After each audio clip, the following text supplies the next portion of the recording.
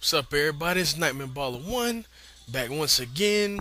Um, First and foremost, before I say anything else in this video, I know I'm kind of late, but I just got Street Fighter 4.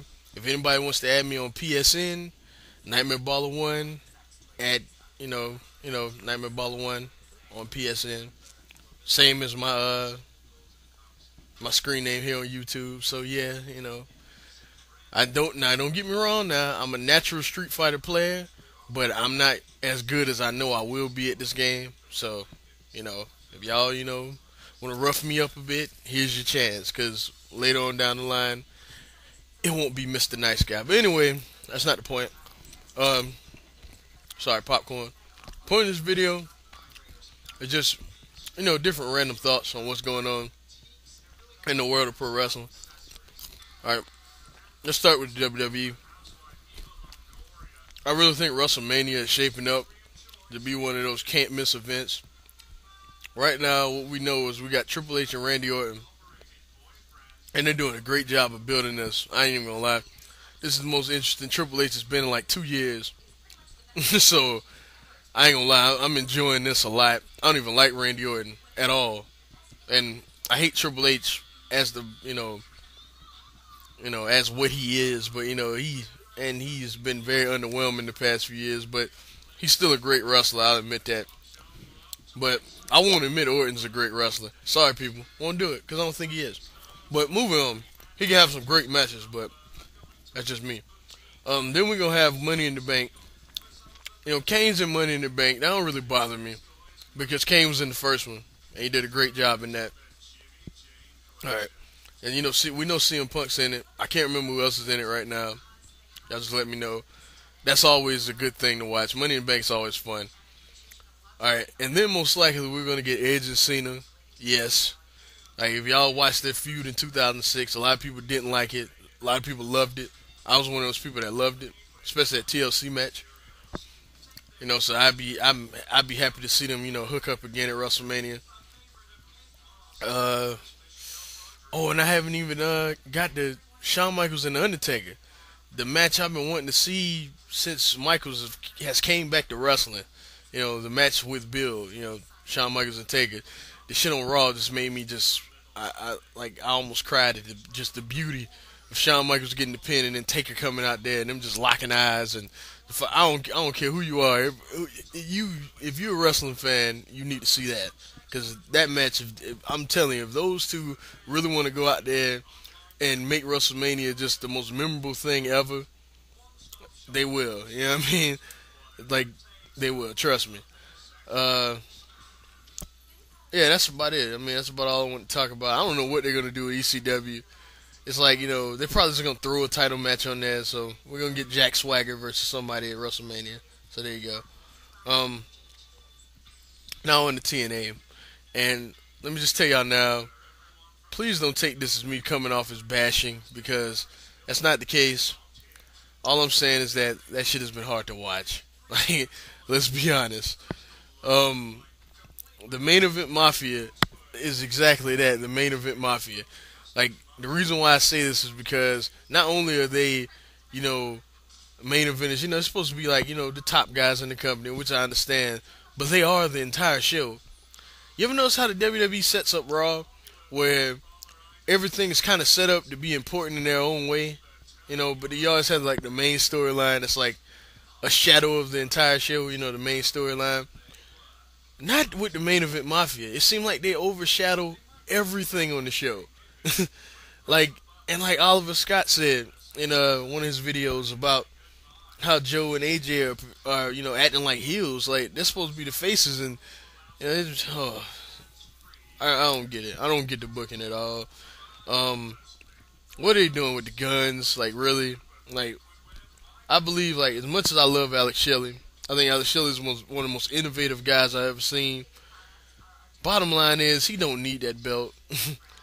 And TNA doesn't need that belt in general. Like, yeah, I know a lot of TNA faithful like the X Division title. Want to see it, live as long as TNA does. But let's just face it, people. That title means nothing. Like, there are too many guys caught in a loop where, you wouldn't see them in the main event but they wouldn't necessarily be tag wrestlers either or X Division wrestlers. So they need a secondary title, a true secondary title. And I'm gonna say it. I said it already before I saw these other videos on it, and I'm gonna say it again. He need to scrap the X Division title, like because the company's too big now, too many mid carders, and they have nothing to fight for. You know what I'm saying? So yeah, uh, the Legends title is a joke. Just all I should throw it out there. It's a joke. Um, what else do I want to say about TNA? However, I do want to see the Ultimate X match. That should be great. It's the Ultimate X. Yeah, it's always great. All right, moving on. Some independent Ring of Honor news. Um, King of Trios, Chikara's King of Trios is coming back. I'm excited. Austin Aries and Chikara, that's gonna be a sight to see. Um, my pick though to win the whole thing is the Unstable. They've been getting pushed so hard, and I think they're gonna win the whole thing. That's just me. Um, but yeah, I mean, Chikara's been great. Like great, especially like I had just got what is it, Revelation X, and those last two matches on that show, that Campeones de Parejas match, Osirian Portal and the Colony, you will not see better tag team wrestling anywhere. Like right now, I will go ahead and say it, and mark my words, people. And a lot of people would not agree with this, but right now, Chikara has the best tag team wrestling on the planet, in the entire planet. Even like Dragon Gate, in my opinion, better than Dragon Gate at this moment. That's all I say. I can't say period, but at this moment, uh, but you guys have got to see that match. No Syrian Portal and the Colony. What is it? Is it Soldier Ant and Fire Ant? Yeah, Soldier Ant and Fire Ant. That is just an awesome match. 4.5 stars, yo. Early match of the year candidate, in my opinion. Um, what else was I gonna say? That ladder match on there was great, also. I know it's not necessarily a review, but I just decided to talk about it. Um, let's see, Ring of Honor.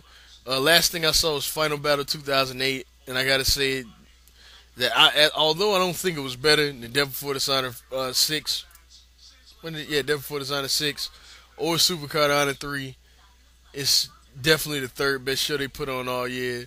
I mean, the fight without honor is just a sight to behold. That's just passion personified. Bryan Danielson is the best at selling a match. Like, he really makes you believe that he will die before he loses to Morishima. You just got to see that match again before he loses to Morishima again. On another note, Ring of Honor had their TV tapings this past weekend, and I gotta say that from reading the results, man, I gotta say I'm looking forward to it. I mean, we got Eddie Kingston back in Ring of Honor. Yes, the King of Diamonds, the loved and hated Eddie Kingston. Everybody says, "Oh, he sucks. He's fat and out of shape." Yeah, but Chris Hero. Yeah, this is like a defense of Eddie Kingston now. Chris Hero, Necro Butcher, Drake Younger, and a lot of other guys. And Shane Storm, he pulled a 4.25 star match out of Shane Storm. Now, I like Shane Storm, but I'll admit he ain't the best worker. Like Stigma is not the best worker, but Eddie Kingston pulled like a classic out of him, and his shit with Hero. I know I voiced my opinion on things I hate about CZW, but as I've said in one of my old videos, that is the greatest feud ever, and it's because of Kingston.